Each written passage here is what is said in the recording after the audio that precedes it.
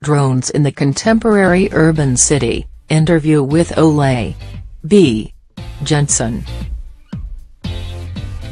The Center for the Study of the Drones document, The Drone Primer, also observes that while it is true that we are in the midst of a frenetic and at times hyperbolic public reaction to the prospect of drones emerging in domestic space, it is very possible that society will in time become accustomed to this technology, just as those in urban centers have acclimatized to an environment of prevalent police surveillance platforms such as CCTV systems. Civilian populations becoming fully acclimated to drones may take another decade or so, in theory, but we are already partially becoming familiarized with how drones, both the DIY kind and the government kind, are changing the way we think about structuring the architecture of our cities and airports, for instance central drone command and control centers.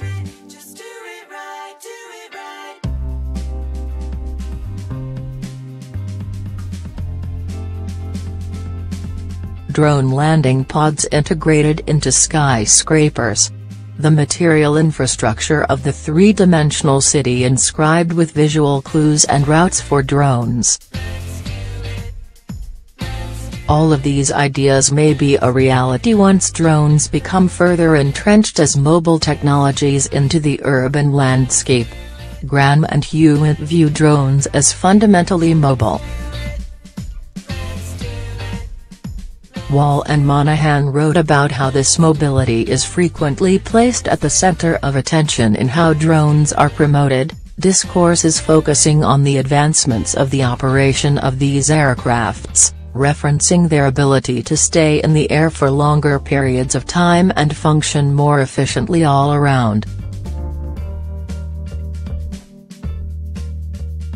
Jensen, a professor of urban theory and design at Aalborg University in Denmark, considers drone research only a minor part of his general research interest, which is about mobility and human spatial dimensions. He explained in an email that this interest covers pretty much anything about how contemporary, urban, everyday life changes as a function of traffic systems and infrastructures to digital communication technologies. As an urban scholar with an interest in mobilities, Jensen said that drones have piqued his interest into how they may transform future urban life, and surveillance and power issues are an inevitable part of this discussion.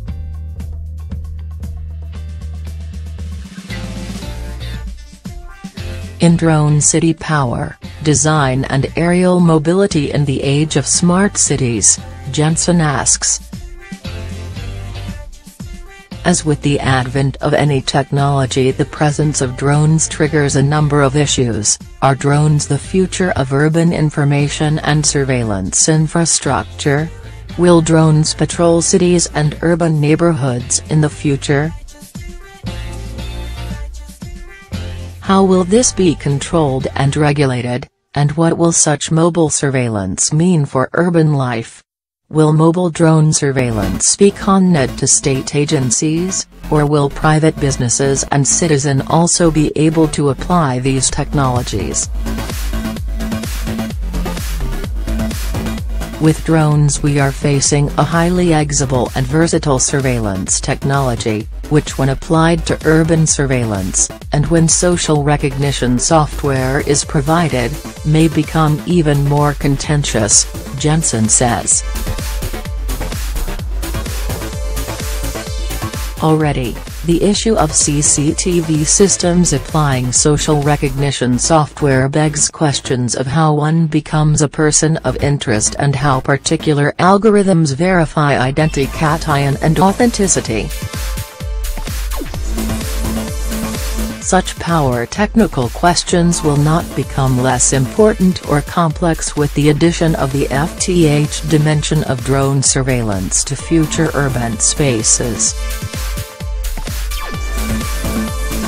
What happens with our cities if the FTH dimension of surveillance becomes institutionalized as a standard operation procedure of surveillance? Seen from the point of view of the state apparatus, this means new and unseen potential for crowd control and surveillance. Seen from the point of view of the citizen, this means the end of public space as we know it. One thing for certain, however, is that we have only seen the beginning of how drones may affect issues of power, design and aerial mobility in the age of smart cities. Professor Jensen's take on drones goes via the French philosopher Michel Foucault.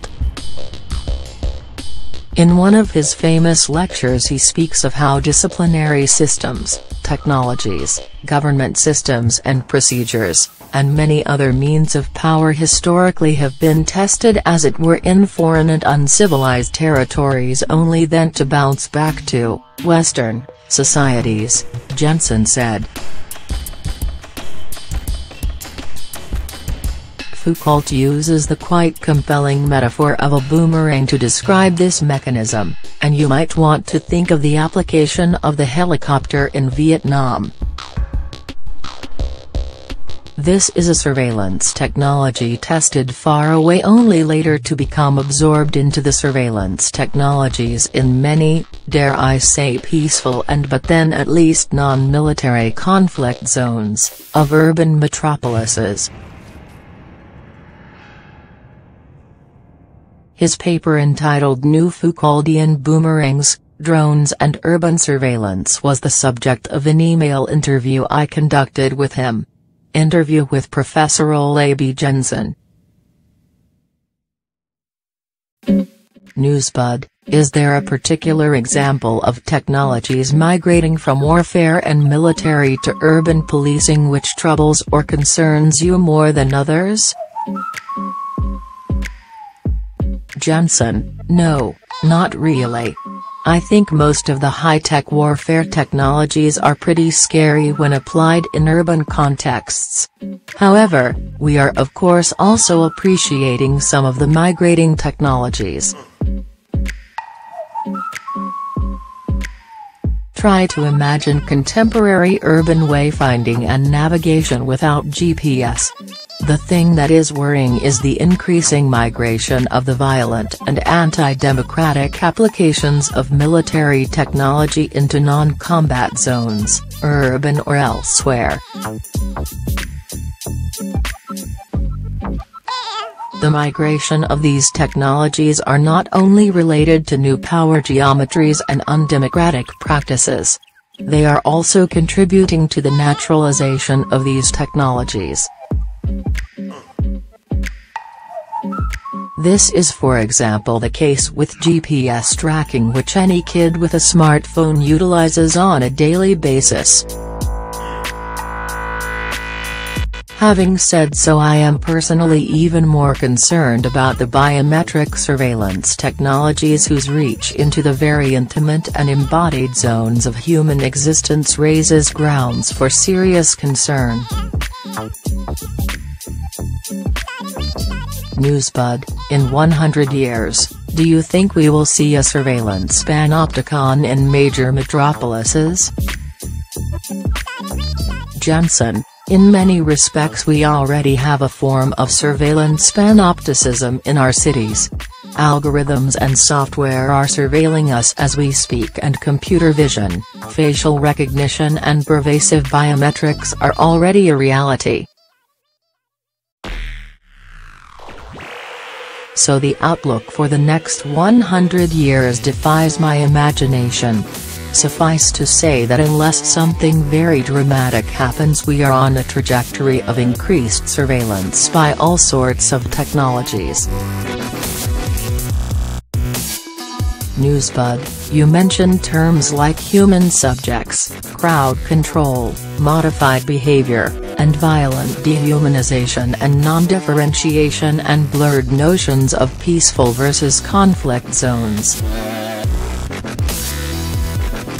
With such a complex new area in urban studies, is it difficult to navigate drone technologies and the effect they have on human society, while applying multiple disciplinary discourses to their study, mobilities, geopolitics, geography, and surveillance? Jensen, I don't know if it is as difficult as it is mandatory. Most contemporary urban development traits actually should be studied across disciplines. When it comes to drones, this is no exception. One also have to remember that drones are in principle flying computers, which means that studying drone applications also means that one is looking at software, codes, and complex digital technologies. Furthermore, the drone suggests that we should apply what has been termed volumetric thinking.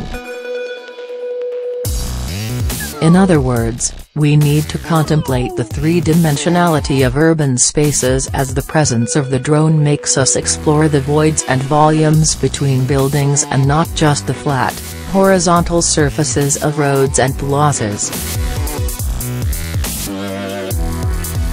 This means again a new interface between urban geography and architecture is needed. Newsbud, in your paper, you ended your final paragraph with an exclamation mark. Urban drone surveillance systems potentially emerge as hybrid socio-technical assemblages of complex three-dimensional, non-hierarchical foam city space that may be explored for their capacity to act as new Foucauldian boomerangs. Are you excited for the future, or does part of you also yield to being cautious and prepared for what it brings?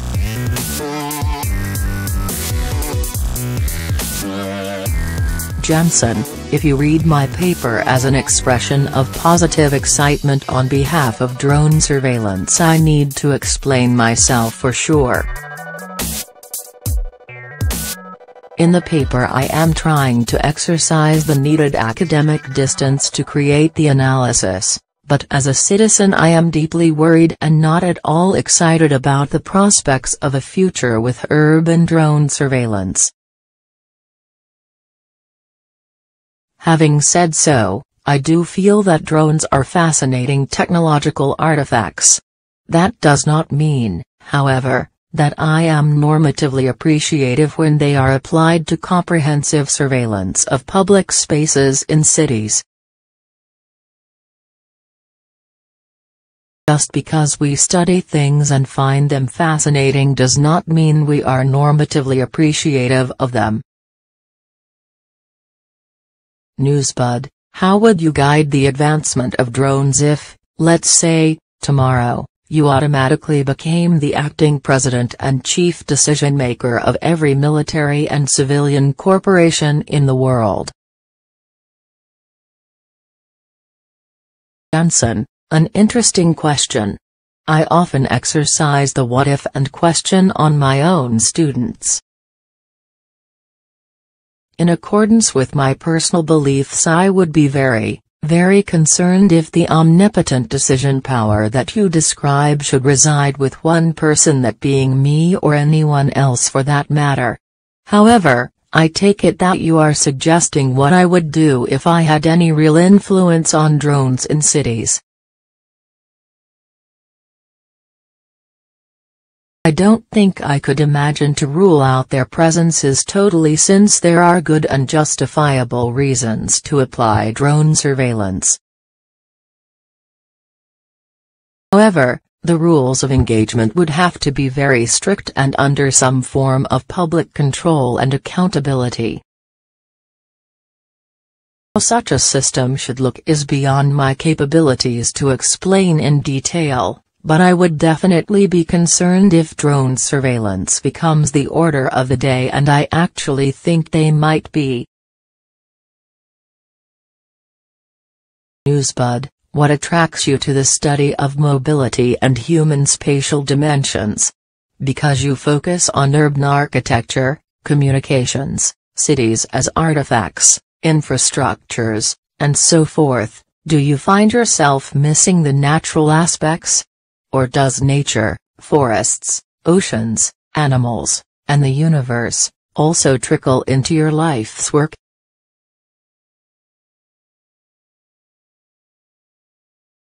Jensen, I don't think nature is out there or outside cities or complex mobility systems. The complex ecosystems, microclimates, and coexistence of multiple species in cities are surely a ground condition. However, I am a sociologist by training and thus inclined to study people as the foreground of my analysis. There are many relevant and important explorations on the non-human and ecological dimension of urban life that needs to be studied. I do, however, have limits to my capacity and time as a researcher, so I need to trust others to explore and engage the dimension of nature. Only thing that is really important in this respect is that one does not separate nature as something next to or besides society or humans. On an ontological level, we are all enrolled into large complex systems and ecologies. The big modern mistake has been to think that humans are so very special and always in control, but that's surely another story.